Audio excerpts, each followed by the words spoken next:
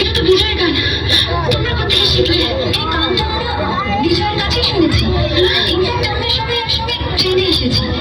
5 বছর পর আজ বিজয় ও সোনালীকে খুঁজতে এখানে এসেছে। কি